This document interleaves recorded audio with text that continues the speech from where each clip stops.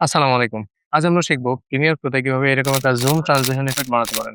চলেন শুরু করা যাক। তো ১ম এই আমরা একটা লেয়ার সিলেক্ট করব। আমরা অনেকগুলো লেয়ার নিয়েছি। জাস্ট ইমেজ নিয়েছি।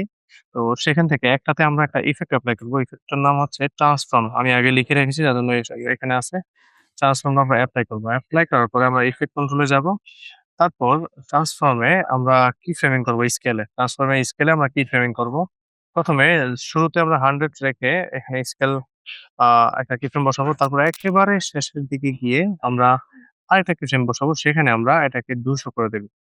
তো ২০০ করার পরে আমরা লাস্ট কিফ্রেমটাকে আমরা ইজ ইন করব এবং ১ম টাকে আমরা ইজ আউট করব। ইজ আউট করার পরে আমরা এই ট্রান্সফর্মের শাটার অ্যাঙ্গেল করে দিব ৩৬০ ডিগ্রি।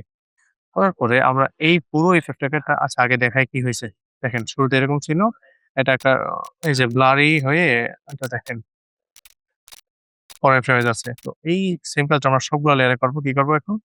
ট্রান্সফর্মটাকে কপি করব জাস্ট। কপি এবং সবগুলো লেয়ার ধরে টান দিয়ে এগ ধরে এগুলাতে জাস্ট পেস্ট করে দেব। কন্ট্রোল ভি দিয়ে পেস্ট করে দেব। Control V. এখন দেখেন আপনাদের কি ইফেক্ট তৈরি হলো।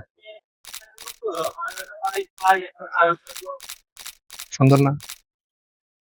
তো আপনার যদি ভালো লেগে থাকে ভিডিওটা সেভ করে রাখেন যাতে পরবর্তী মিস না করেন এবং ফলো করতে ভুলবেন না।